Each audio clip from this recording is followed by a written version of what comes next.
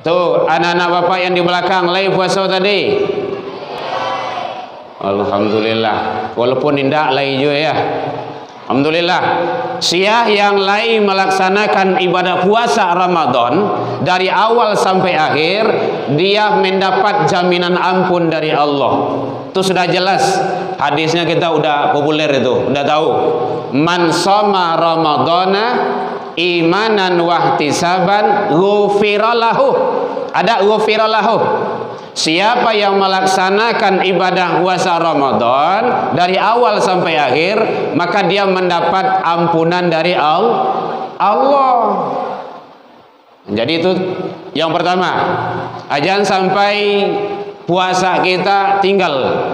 Mungkin dek karena karajo, dek sibuk, kegiatan-kegiatan lainnya. Walau bagaimanapun kegiatan kita karajo hawa, jangan puasa sampai tinggal. Rugi hawa. Kenapa? Berat. Man aftarah yaumin min Ramadan. Siapa yang sengaja meninggalkan puasa Ramadan bala uzrin, tanpa uzur larangan syariat. Kalau ada uzur larangan syariat itu boleh puasa tinggal. Uzur. Contohnya kita sakit, harus konsumsi ube tarui. Kecik dokter, Pak, Bapak harus minum ube 3 kali sehari. Kalau tinggal cie, Bapak mati. Kecik dokter. Kan yang seperti itu kan kaget, takut beliau. Yalah minum ube lah gaek kok. Kalau seperti itu boleh karena sakit. Faman kana minkum maridun, jika kamu dalam keadaan sakit, au ala safar, atau musafir, itu boleh itu. Atau ada juga yang sudah tua, umur ada lebih kurang 99 tahun. Mana tahu ada sampai 100. Kau udah tua itu ndak mungkin ndak kuat puasa. Kalau ndak kuat puasa boleh, itu larangan syariat. Itu nanti fidyah. Fidyatum ta'amu miskin. Atau ibu-ibu ada namanya menstruasi dalam sebulan tuh. Ada ya Bu ya? Kalau kami laki-lakinya ndak ada. Ada pula laki-laki yang menstruasi. Ada? Ndak ada ya. Kecuali menstruat. Kalau menstruat kalau talak lanjut. Itu halangan syariat. Sia yang sengaja meninggalkan puasa tanpa halangan syariat, lam yaqdihi siyamud dari wa insamahu. Ingat itu. Ndak bisa dibayar besok di hari-hari yang lain walau dia puasa sepanjang masa. Hati-hati. Jadi puasa jangan sampai ditinggalkan agar kita mendapat ampunan dari Allah Subhanahu wa taala. Mudah-mudahan Allah berikan. Yang kedua, cara menggapai ampunan Allah Subhanahu wa taala yaitunya laksanakan ibadah salat sunnah, tarawih, apalagi maqama ma'al imam. Siapa yang salat bersama imam dari awal hatta yang syarifah sampai akhir, sampai selesai, maka balasan kutibalahu qiyamul lail, ditulis baginya sama dengan pahala ibadah semalam suntuk. Masya Allah, kan luar biasa itu.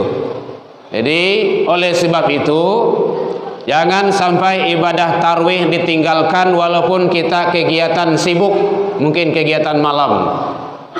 Mana tahu di kantor ataupun kegiatan-kegiatan kerajuh lainnya. Ibadah itulah yang akan menyelamatkan kita. Amal soleh, tidak ada lain dari itu. Al-Kahfi 110 bagian akhir. Faman kana yarju liqa'a rabbi falyaman amalan solehan.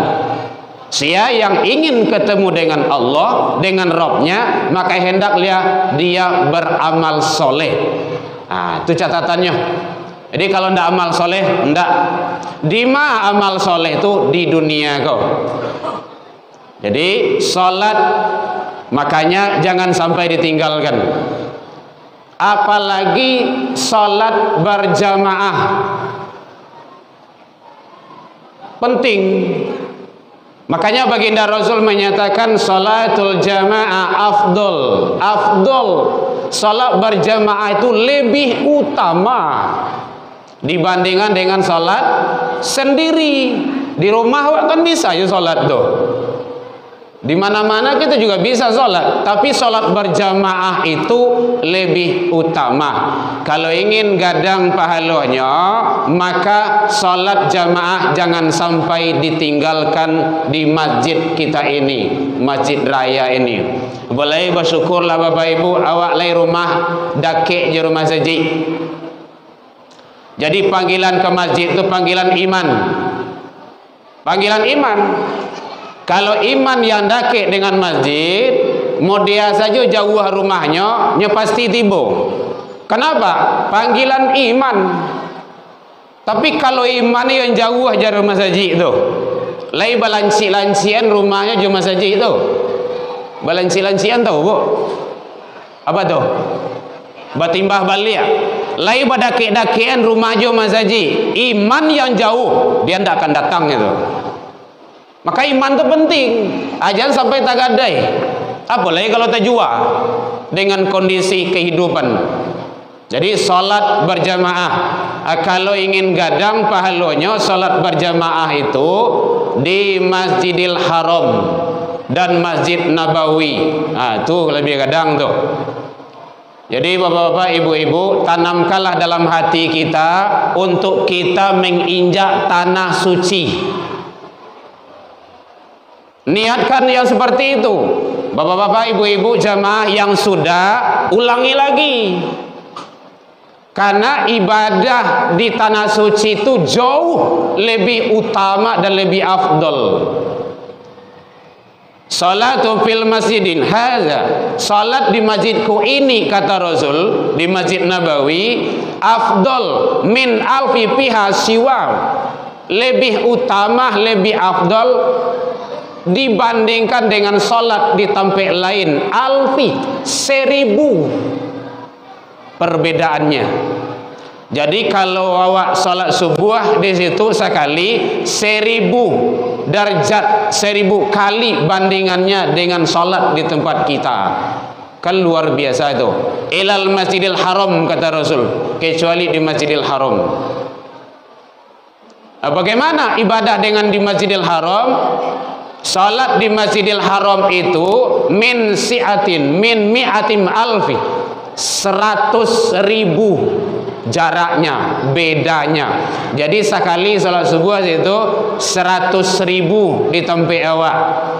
Akan hebat itu. Maka tanamkanlah niat untuk melaksanakan ibadah haji dan umroh walau bagaimanapun kondisi. Kenapa? Ada teman-teman kita yang bercita-cita, Buya, ambo kalau lah sampai menginjak tanah suci Mekah tu kok mati lelai kisahnya. Ada yang seperti itu. Kenapa? Al umratu lil umrati kafaratul lainma. Umrah satu dengan umrah yang lain itu adalah kafarat. Kafarat itu penebus dosa. Wal hajjul mabrura, haji, ibadah haji itu laisal jaza, ndak ada balasannya ilal jannah, kecuali surga. Nah, jadi oleh sebab itu tanamkan niat Bapak Ibu, apakah umrah Ramadan, umrah di luar Ramadan ataupun ibadah haji, niat itu menentukan. Kalau awak laban niat bacito-cito, Allah akan berikan yang terbaik bagi kita. Dijual kami kapai kau. Sedangkan surah noto sejonda talok dewa per bulan. Apalagi ibadah, kembali ke niat tadi. Jadi oleh sebab itu Bapak Ibu hadirin, mari kita cari maghfirah, ampunan dari Allah Subhanahu wa taala dengan banyak melaksanakan ibadah salat sunnah, laksanakan yang wajib, perbanyak amalan yang sunnah. Itu konsep orang tauhid itu. Laksanakan yang wajib, perbanyak amalan-amalan yang sunnah. Kemudian ibadah puasa jangan sampai ditinggalkan. dan tanamkan dalam diri kita untuk beribadah di tanah suci Mekah Al-Mukarramah, agar Allah memberikan yang terbaik bagi kita bersama. Jadi sekaligus nanti kalau bapak-bapak pergi umrah, itu bagaimana kita dengan umrah yang baiknya. Saya tidak promosi, karena tidak ada punya travel umrah. Cuma mengajak umat untuk beribadah yang lebih baik. Mengajak umat itu kan penting, dan itu suatu kewajiban kepada jalan yang di Allah ridho subhanahu wa ta'ala.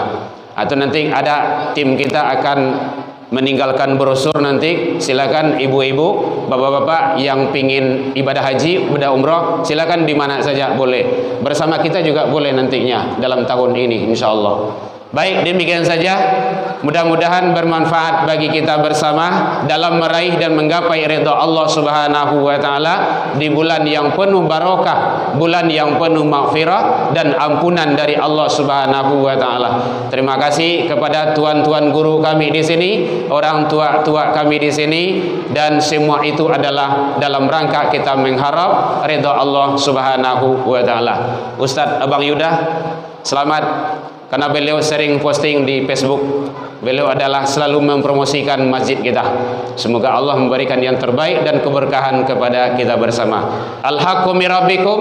Dalam penyampaian nambo tadi kok kurang lama manihe, racik bawang dek kurang alui, rono picik dek kurang koni, atau masakan talambi mata. Maafkan nambo tentang itu. Lai dimaafkan Bapak Ibu hadirin. Alhamdulillah, jauh dari itu kita juga sudah saling maaf memaafkan. Jadi kok indak dijanjang mau nanya, indak ditangguh embut turun, mungkin tak dorong di lompatan lupuh di kaki dan kepatah. Salah ke Allah kita taubat, salah ke manusia saling maaf memaafkan. Ila liqa fastabiqul khairat, wabillahi taufik wal hidayah. Wassalamualaikum warahmatullahi wabarakatuh.